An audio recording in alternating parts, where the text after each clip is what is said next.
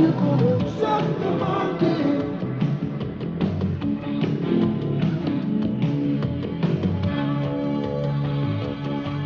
Monkey, too much at stake. A monkey underneath me shake. Monkey, and the news is breaking.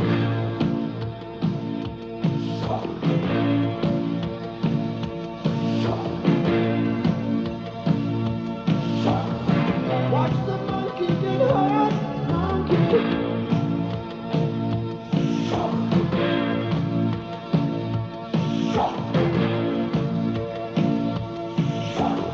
Watch the monkey get hurt, monkey.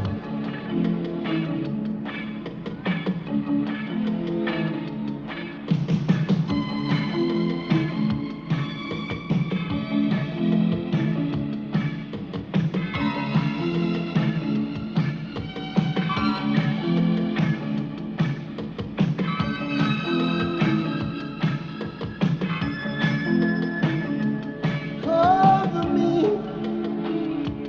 when I sleep. Cover me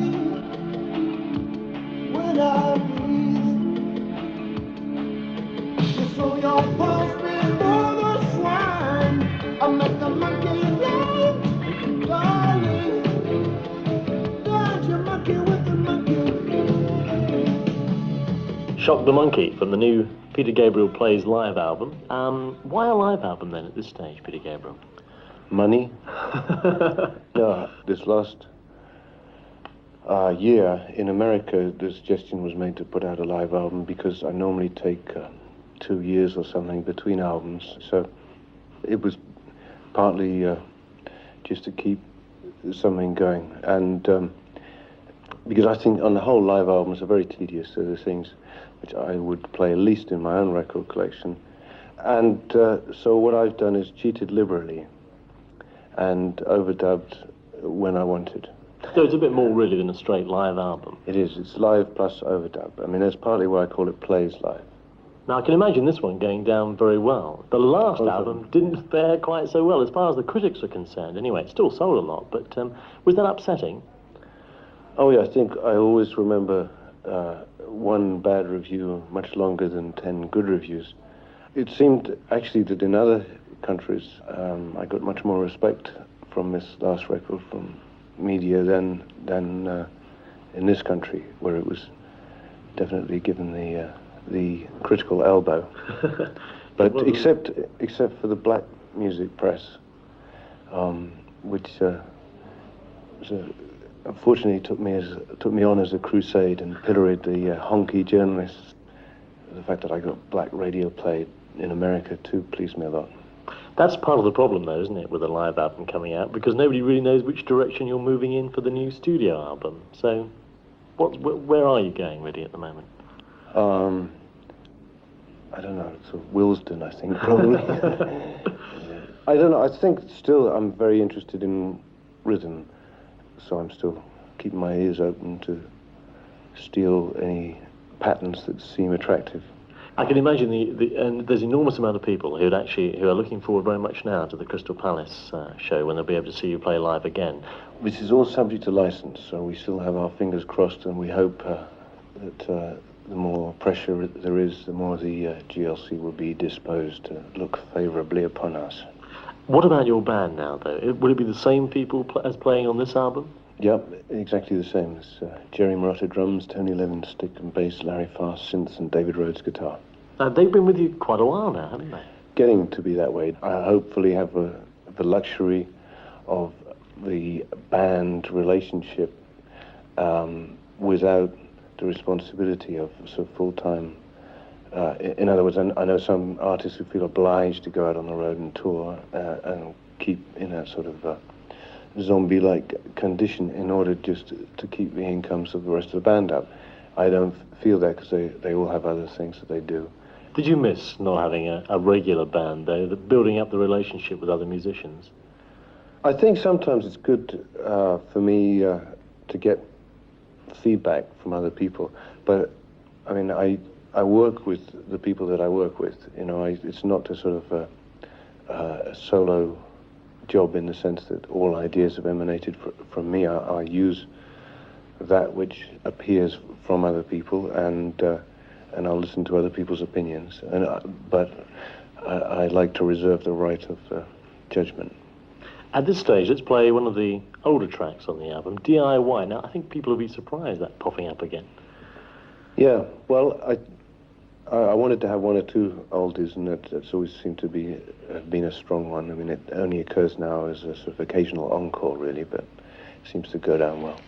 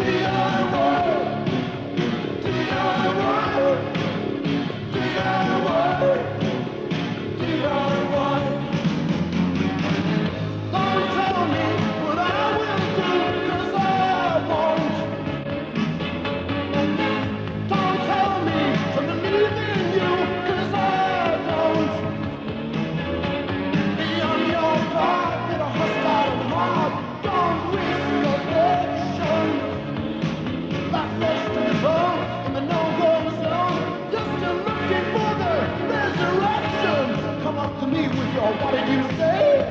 I'll tell you straight in the eye.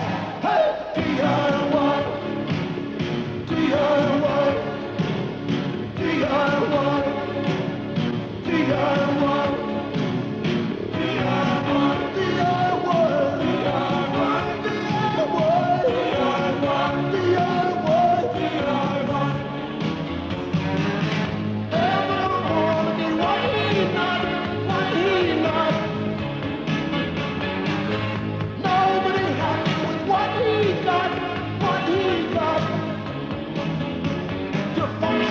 dummy with a new ventriloquist. Do you say nothing yourself? Hanging like a twitter on a final twist. Is it true you're getting stuck on yourself? Come up to me with your what did you say? I'll tell you straight in the eye. Hey, DIY, DIY, DIY, DIY. When things get so big, I don't trust them at all. You wanna keep control, you got to keep it small. Hey, DIY, DIY, DIY, DIY,